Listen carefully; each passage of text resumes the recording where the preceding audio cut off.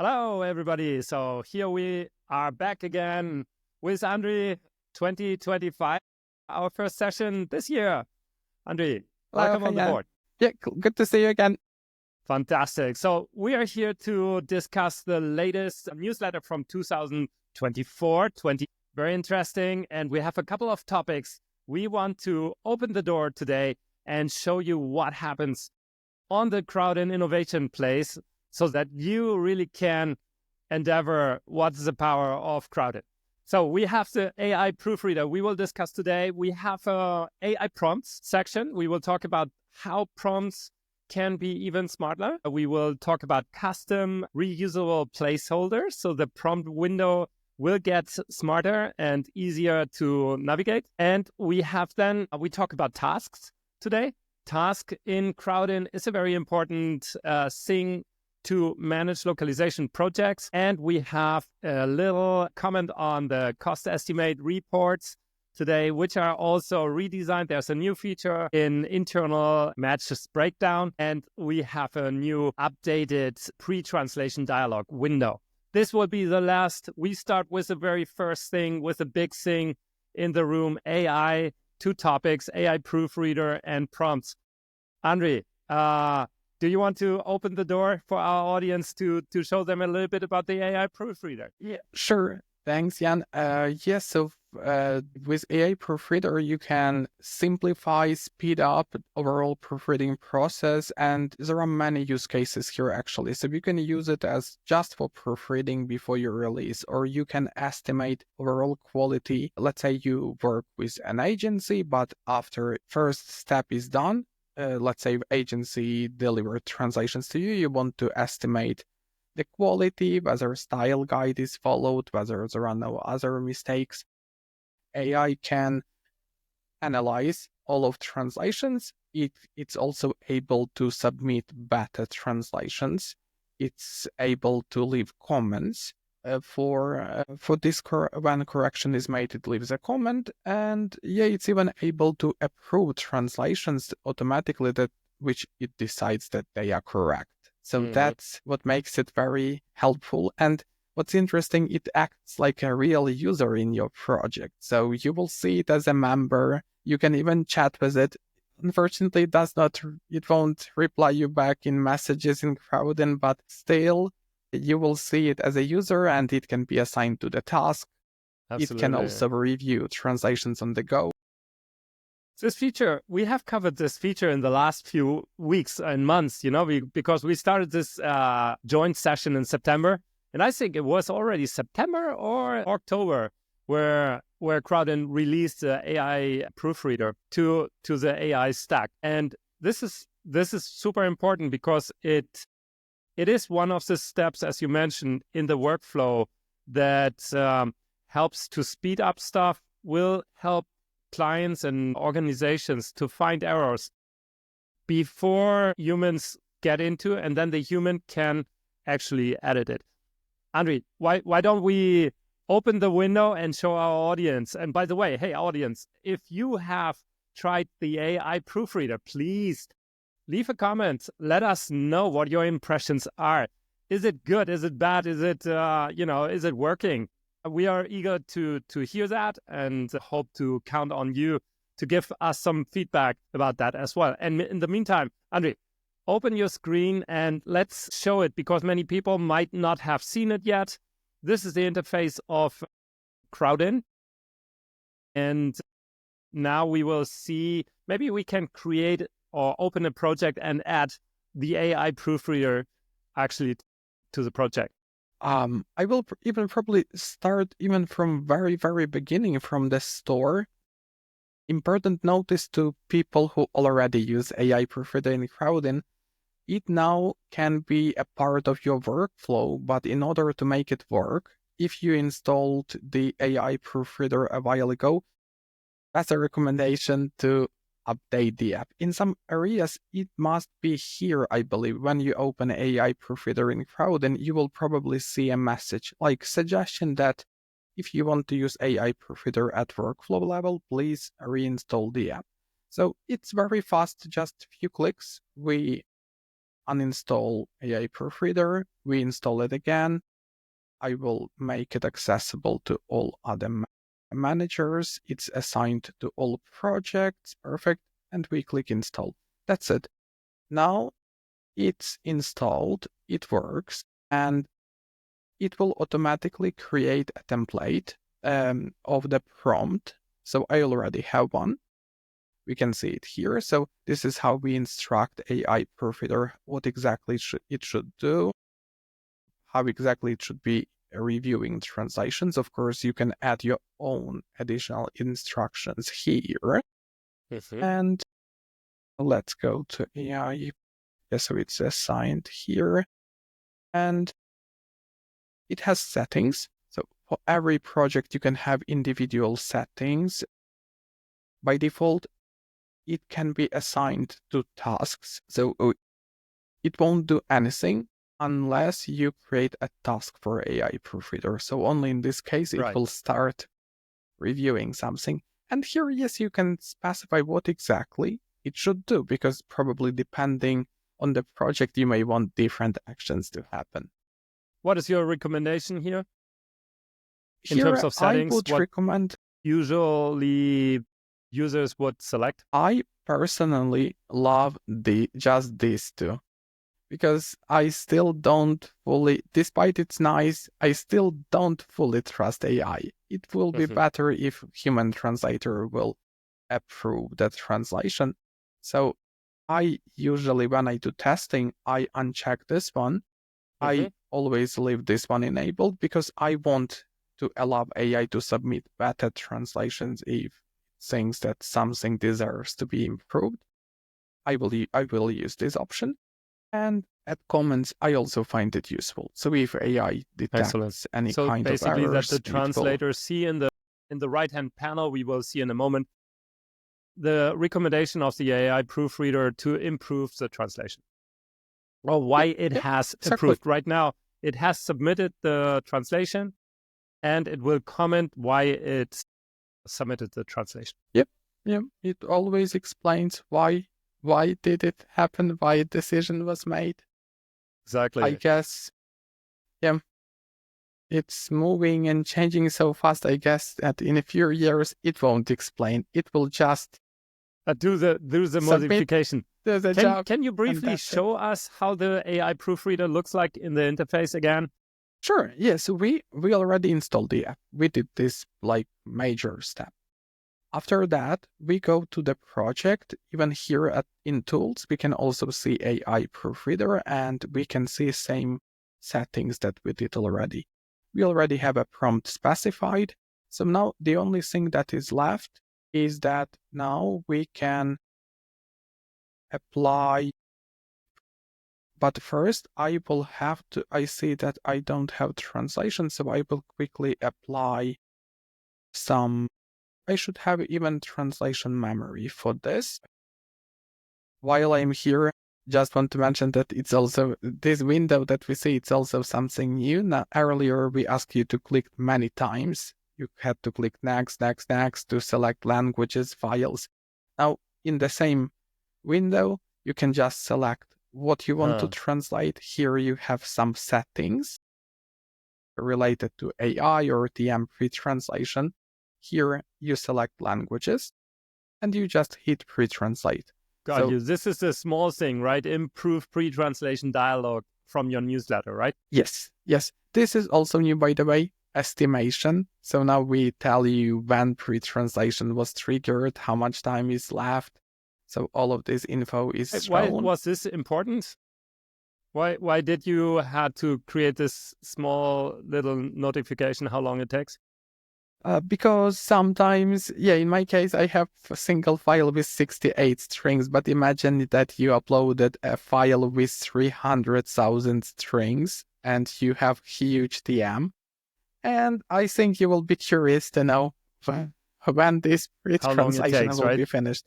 It's always good to have people. I believe everyone loves estimation. When you know when it will be done, it's easier for everyone. It feels that TM pre-translation was a bad decision because I I will quickly also apply AI translation to my project. My TM was almost empty, so you see that he restored just 6 words. That's a shame.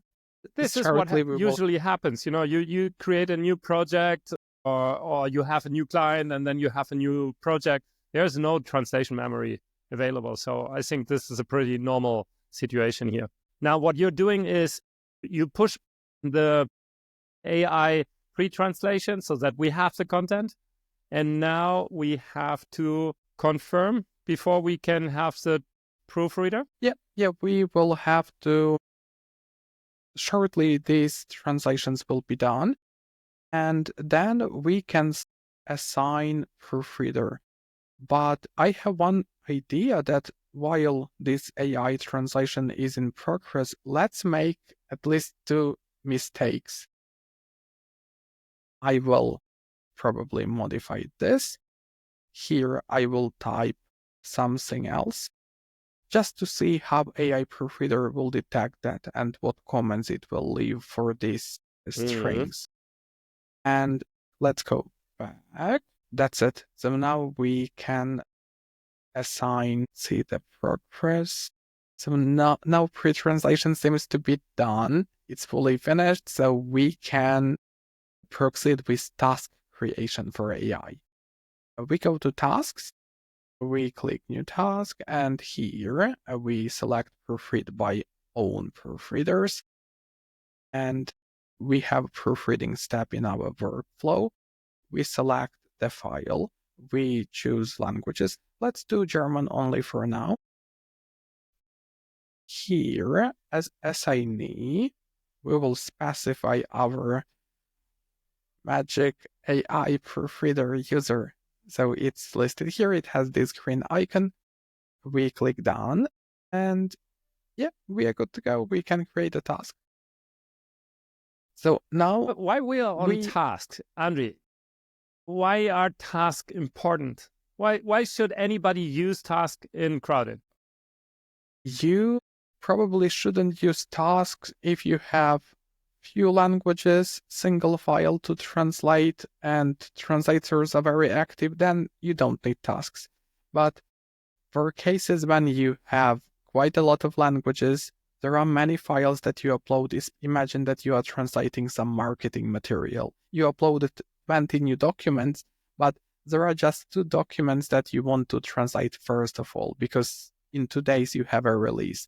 How will you tell your translators what they need to handle? Yeah, you can send them Slack message, you can send them email, but still it's not that efficient because they may not copy name properly and they won't find this file in Crowdin or something like that. With task, you first of all get more control because you can create a task. It can be either translation task or proofreading task. And you can specify what files, when like you saw when we created a task for AI Proofreader, we always choose files or folders that should be translated. We choose languages, and we select assignees. So this is why it's very helpful, because you can easily specify who will do translations, because you may have multiple German or Portuguese translators.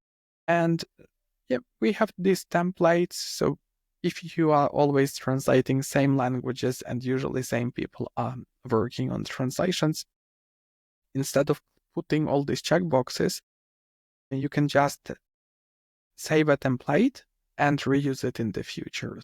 The task creation will be a matter of 3 clicks. Yeah. Wow, good. So we created the task in order now for the proofreader to understand that once the pre-translation is done, the proofreader kicks in with their work, the AI proofreader.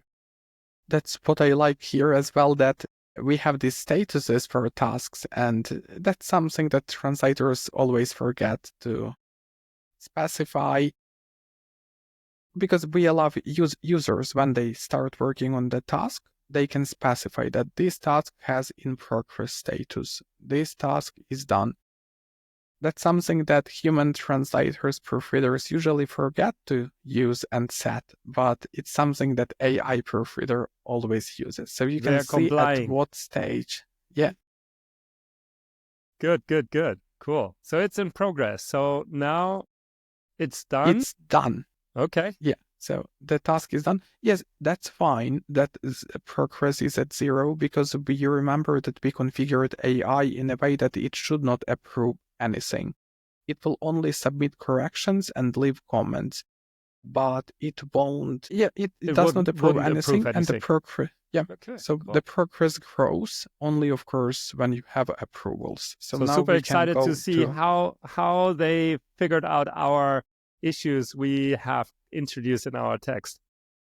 Okay. Yeah. So here we can see that the translation detected. start site is more appropriate for home in the context of a website or application that is suggests the main page or initial screen. Okay, of course. And we have put something else, which is absolutely And nonsense. it sees that we already have this server-side translation, and so we can just make it approve.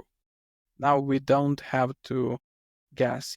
And I don't know about other strings. We can have a filter. We can apply a filter with comments, but that's also fair. We don't have that many comments because all of my translations are made using AI. So and I'm using same model to do translation and proofreading. So this is why. Okay, so one thing I've just have observed in this example is that Crowdin, the name of the company, we shortened the Crowdin name to Crowd. And this is the first string. It wasn't detected, supposedly, right?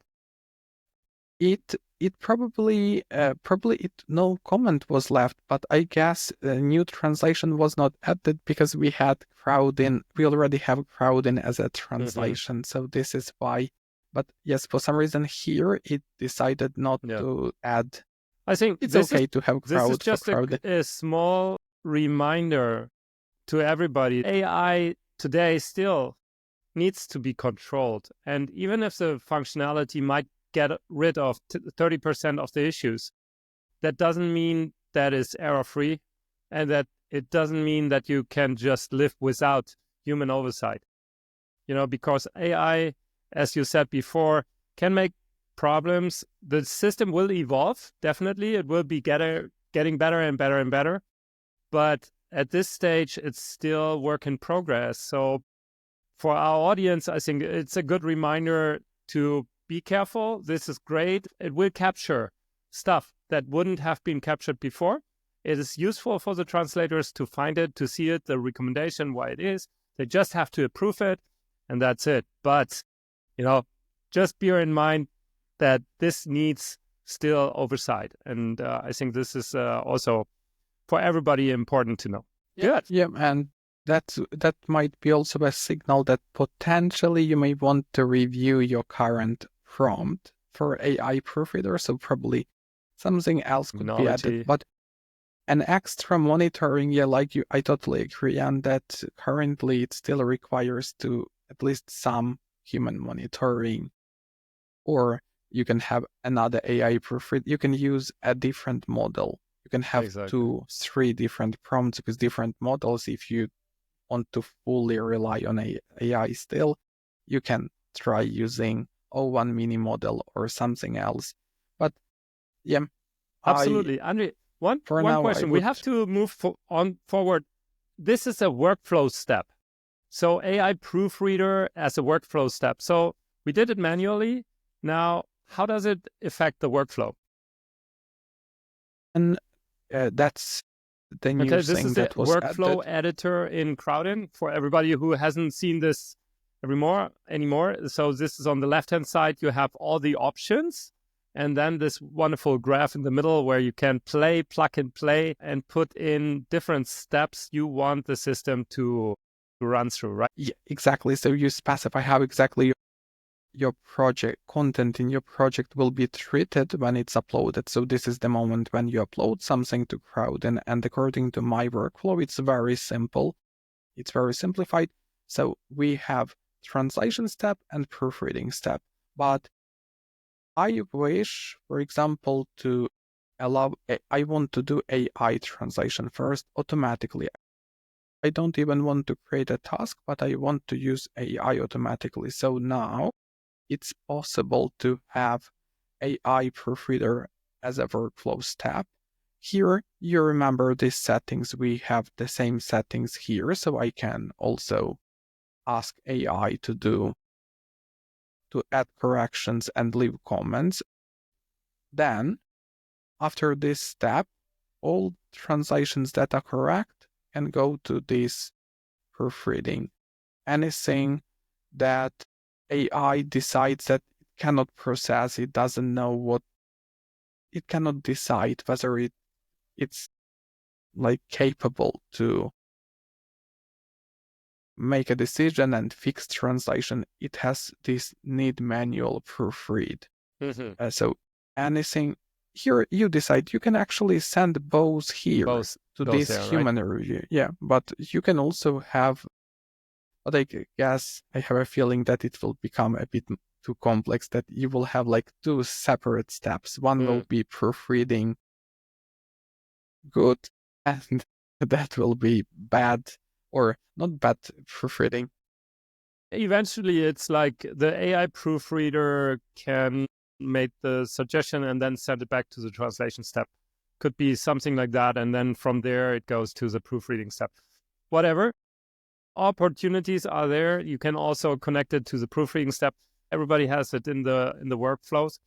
Is there anything a user should bear in mind before he can use the AI proofreading step in the workflow editor? Yeah, the only thing that I mentioned at the beginning, that it's only applicable to existing users who already have the app, that you will probably, if you don't see AI proofreader here, it's a signal that you will have to reinstall the app, right, to make it work. Excellent. That's the only thing. Then you reinstall it, you will see it here. Excellent. So, people, let us know what you feel about the AI proofreader in the comments below. We are eager to learn from you. And Andre and I will definitely discuss any feedback in our next session as we see it. If you like the AI proofreader, just give us a sample up or recommend it to one of your clients or your customers or your coworkers if they haven't seen this feature yet. Andre, next on our list, custom reusable placeholders for AI prompts.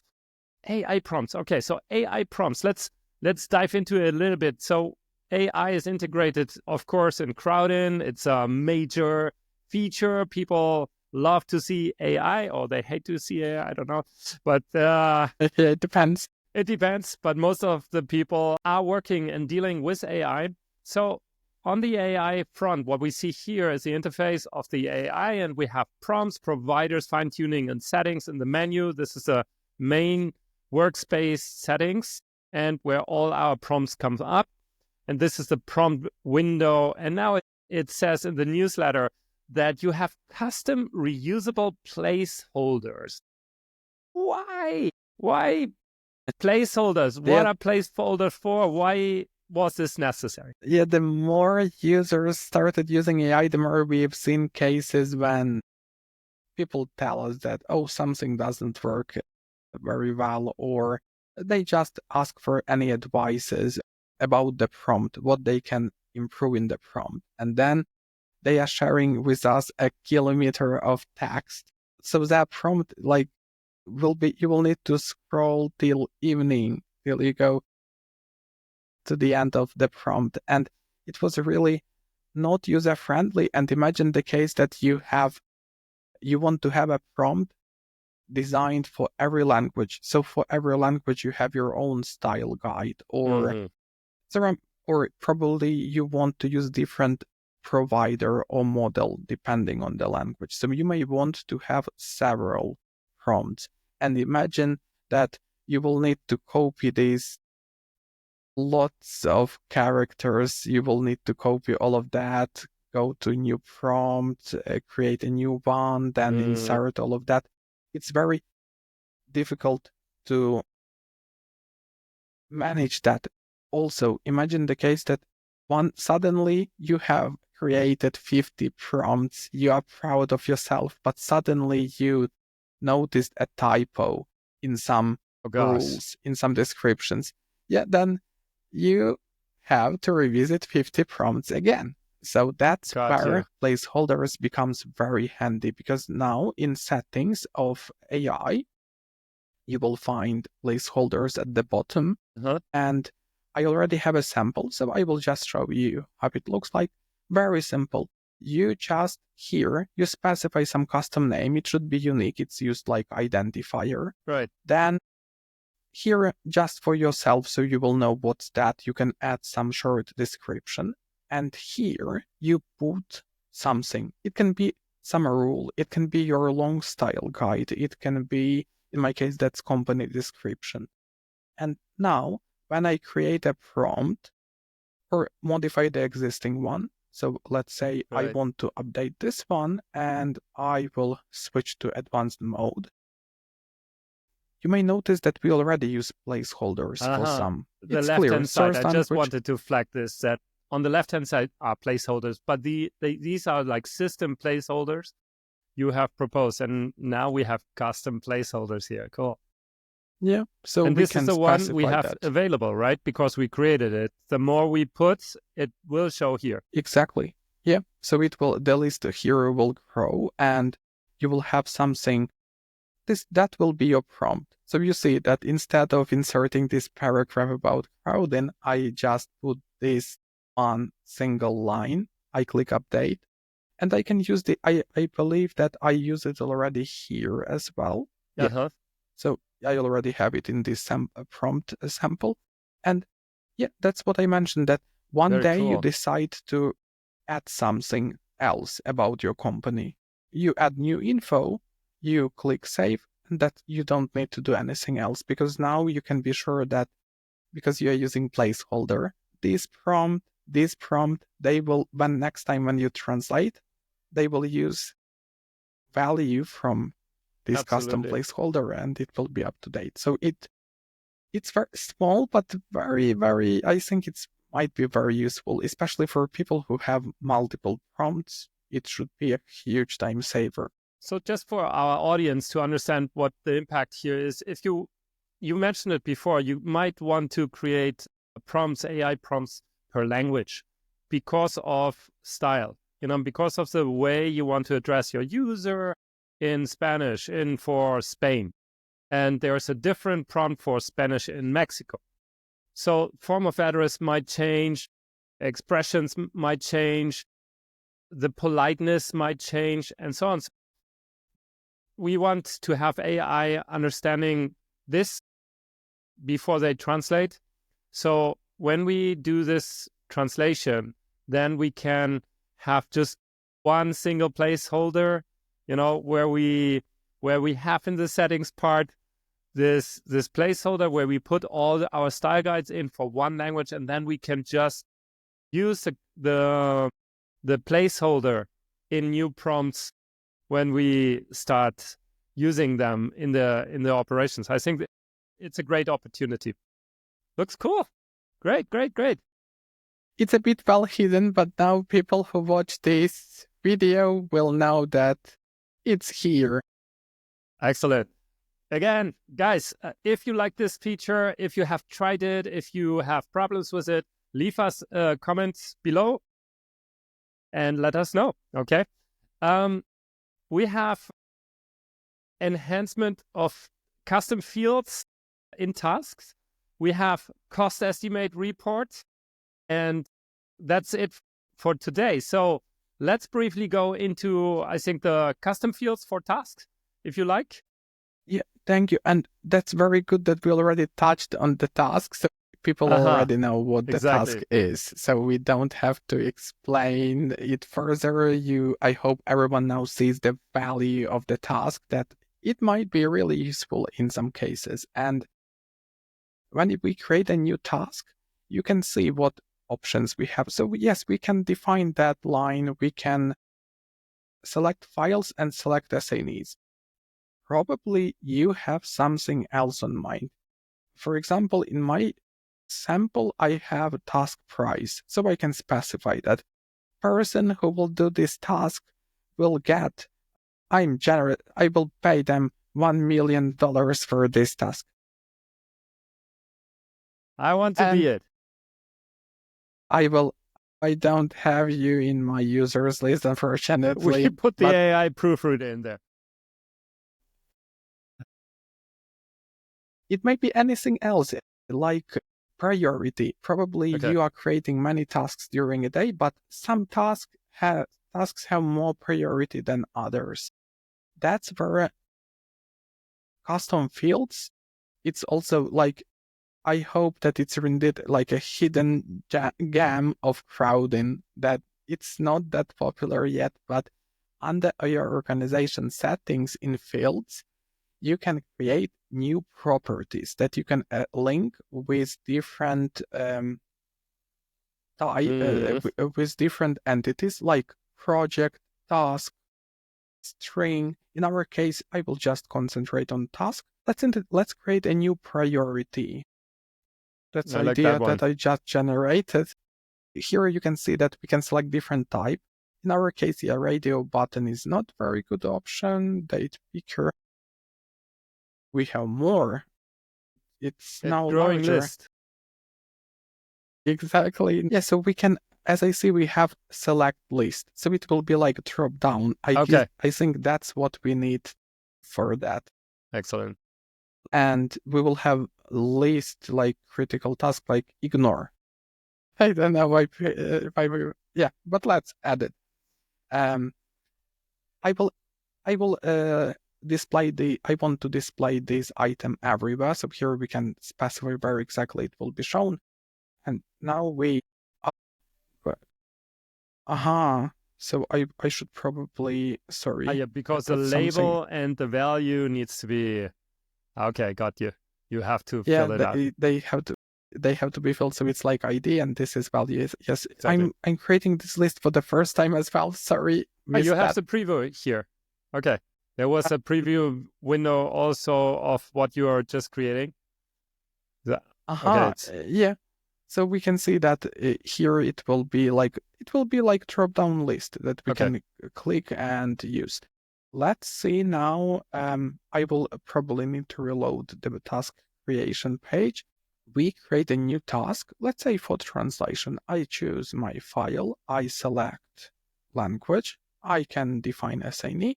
And here it is. We can specify the priority for this task. So it's something that Crowdin does not have natively in, because not everyone probably needs these priorities because people are happy with due dates. But you can, this is how with these fields, you can expand functionality. So you can have priority, task price, and let's create it. So the new feature that was added is that now, earlier, before this change, it's displayed here. Yes, because earlier you had to open the task, and I have two tasks, that's fine. But imagine that there are 200 tasks. People won't click on every task. But now people can see, without clicking on the task, they can see its price in my case, that's what I have, and priority is also here. And I can also do filtering. So when you have these custom fields, we automatically have we notice that you have some fields, so we allow you to filter by these fields. The more fields you have, the more filters you will get, and this way, it makes tasks even more efficient. And I truly hope that one day I will see that at least some users will use this functionality. Yeah, I encourage anyone who sees this video as well. Yeah, please try this out, and I hope you will feedback. Get some. I think this is for many localization managers on their side, because it's the translator side might be more organized because you are assigned certain tasks only.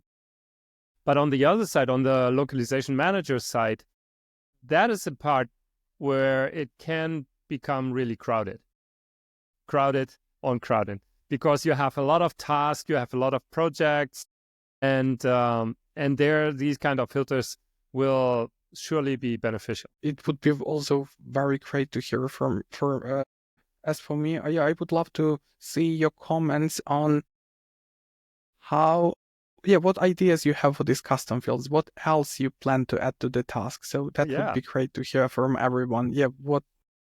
Because that's what I generated on the go. I had task price in mind and priority, but probably there is something else that you wish to, this like is extra property. A request to our audience. Please leave us a comment Yes, below. please. How do you use the custom fields on tasks? We would love to know, and we'll definitely discuss next time.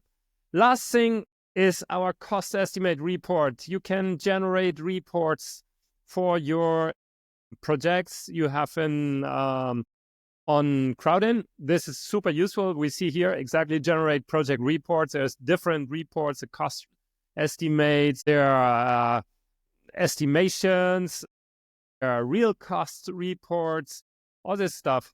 Now, what has changed here? Yes, so we when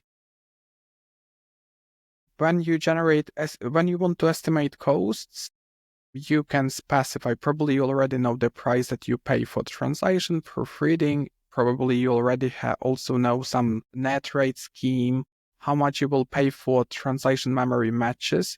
Let's say you have a new project, you have some translation memory involved. It's pretty large, and probably for some strings you indeed have translations, some untranslated strings that match this range. So let's say in my case, I will pay 33% from the full price if there was such DM match. And you don't always have that translation memory. And I think, first of all, just out of curiosity, probably you just want, as a manager, you just want to see, you simply want to see how much you will spend on translation, how many potential translation memory matches people will get during translation. Because when people start working on translations, everything is recorded to translation memory immediately. And of course, there is a chance that for some strings for which initially you had no match, in the middle of translation, there will be some because of repetition matches. in the text. It's not a 100% repetition, but it's a fuzzy match. And if I didn't get it completely wrong, this is the concept of internal fuzzy matches, which looks ahead, analyzes the text, looks after repetitions that might come up during the translation, and bear it in mind for the cost estimation. Exactly. Yeah. And the thing, first of all, that's quite nice feature. Probably I would say that it's still not something that is widely used. It's just to do very rough estimation. Probably you agreed with your translators that you will pay after translation is done, but still you wish to know what will be approximate expenses. So that's when internal matches might be interesting.